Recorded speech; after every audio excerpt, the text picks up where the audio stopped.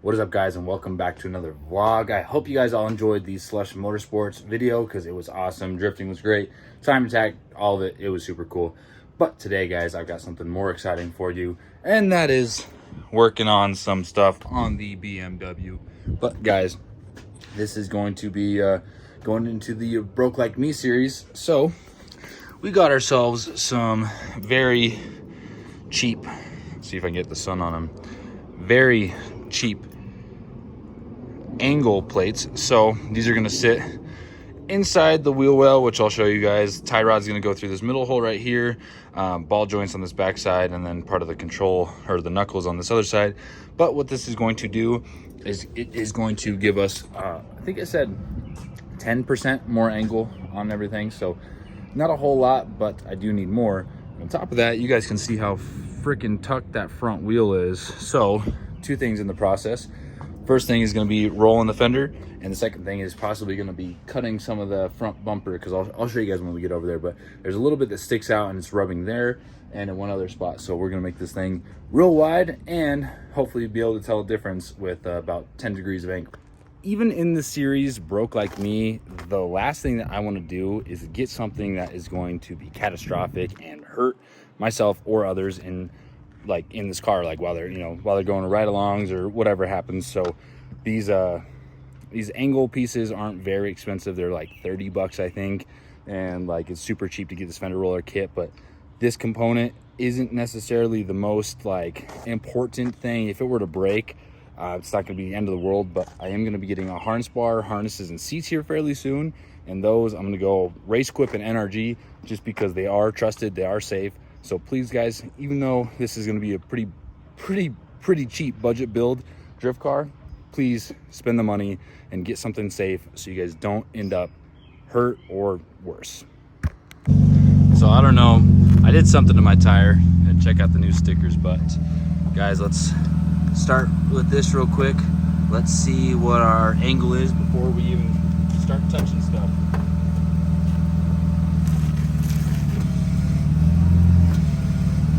That's maxed out right there.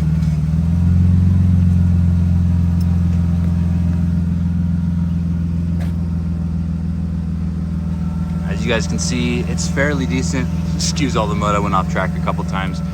But, you know, we're almost in line with this back wheel. I'm gonna try to see if I can get like a measurement from here to here, so then we know once we get them on that we've actually improved the angle. I'm also going to attach a picture or at least a description of what they look like, so in case you guys are feeling frosty and want to attempt it with the same pair that I got, then I'm going to attach that picture right here. And now let's get started by taking this wheel off, and then we'll get to the other bolts. All right, guys, so the plate is going to go just like this. So what's going to happen is the plate is going to get bolted here to where the tie rod was. Tie rod is going to get bolted into here, and then the ball joint is going to get bolted into this back piece. And so it's going to move this piece out about an inch back. So we will have to thread the tie rod end down about an inch back, but we might have to cut some of the threads off, so we'll see. But let's just start by getting everything unbolted and see what our matching up is doing. All right, guys, we just popped the tie rod off. Now I'm going to see if I can try to get this ball joint out. I think the ball joint is going to be a little bit more of a pain than the tie rod was. So let's see here. Just making sure that the ball joint wasn't spinning with it. Let me just get this out of the way and then show you guys what we're doing next. Well, I just found out where I'm really drubbing. Look at this. Oh, it looks like the fender liner's coming out, and I might have to start hammering, honestly. Surprised the inside of my tire is not worse, but still fighting this ball joint real quick. All right, guys, I just got it to pop. I really had to hit it with the side of this big heavy hammer. Just really tight fit, so I did mount it up a little bit, hit the strut a little bit, but that is okay. We're gonna pop it off and we're gonna start reinstalling the new piece. So it's gonna sit in here just like this. Ball joint's gonna get pushed back up and get bolted onto that.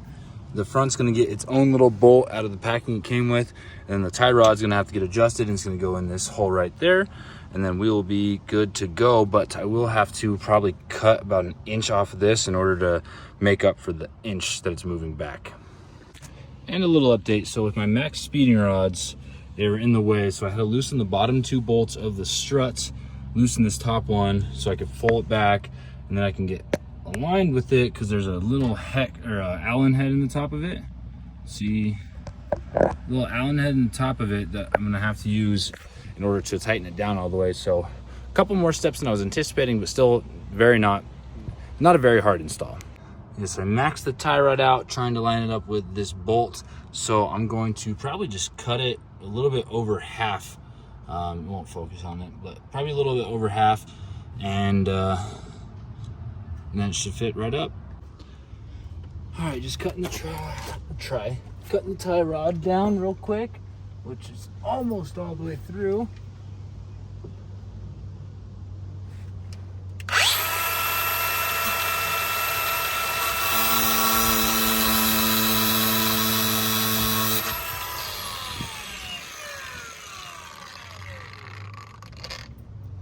Just like that, we got her to the other side. So hopefully my threads didn't get too manged up. So let's see if we can thread this guy back on now.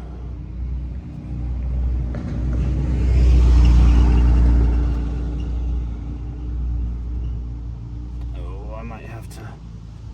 Oh, whoo-hoo. That saves me some efforts. Guys, we might not even be able to get this to work, if I'm gonna be honest with you.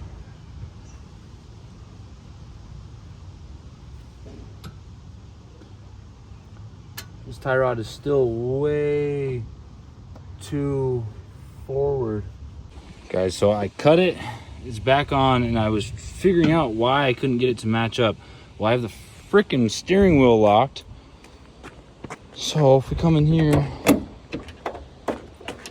and loosen the steering wheel up, yo, we should be able to move that to squish it in. Yeah, just like that. We can pop it right in. And once you get the other side done, we can take measurements and make sure that we don't have way too much toe out. Just got her tightened down. I gotta just impact this one still on. But I'm gonna crank the wheels real quick and see if it looks any better, and depending on how much toe out when it's fully straight.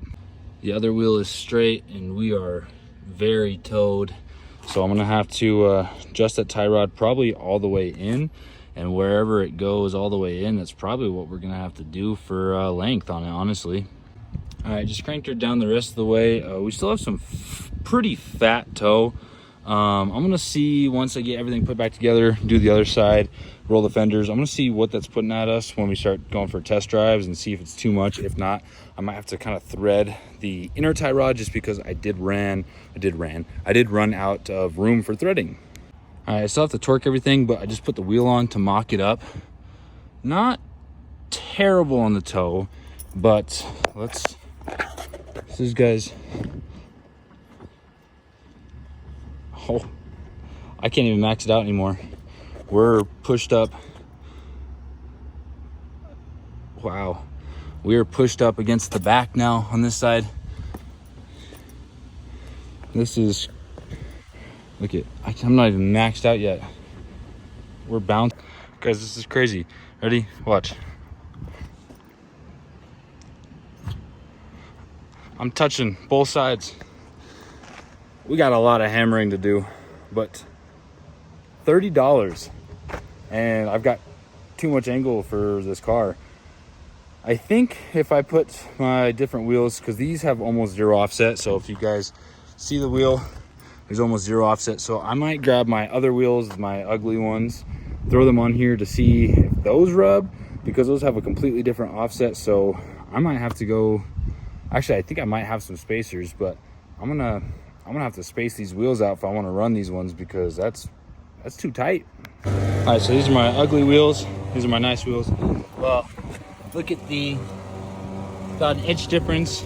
Offset's a little different, so I'm gonna toss this up here and see if we rub. All right, so fully maxed inside, a little bit better.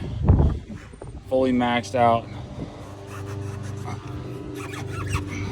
and we're still stuck on something, but not as bad. as the other wheel.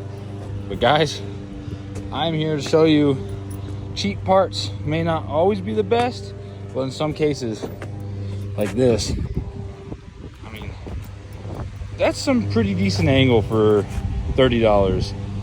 I know it's not the best, but it's a pretty big difference. So I'm going to start rolling my fender. I'm just going to show you guys how it works, and then I'm not going to show you guys the process. It's pretty boring.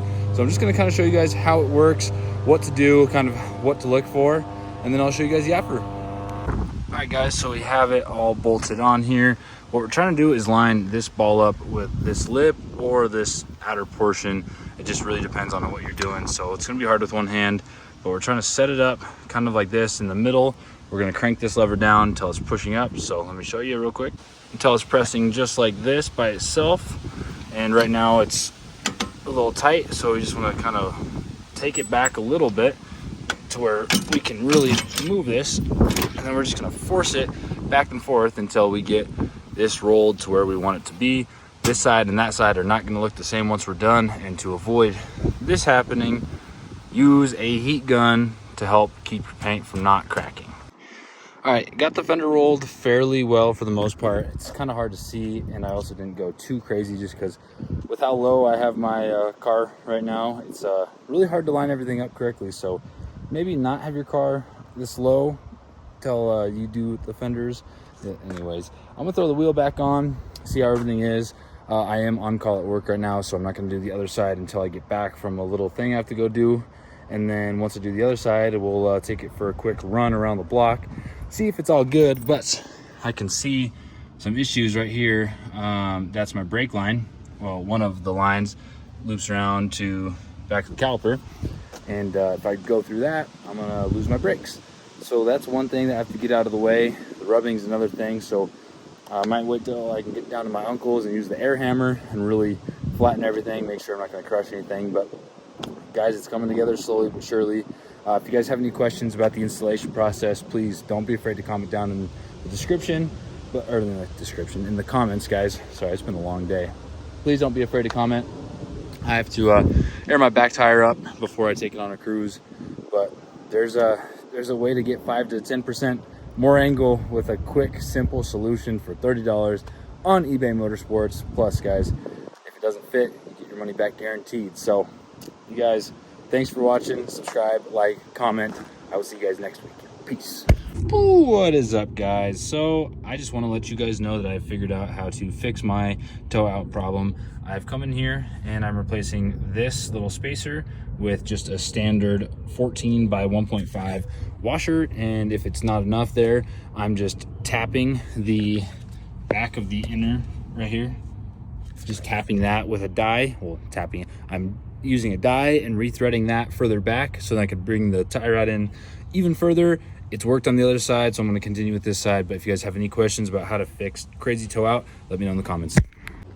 And let's get this fitment fixed on front and back.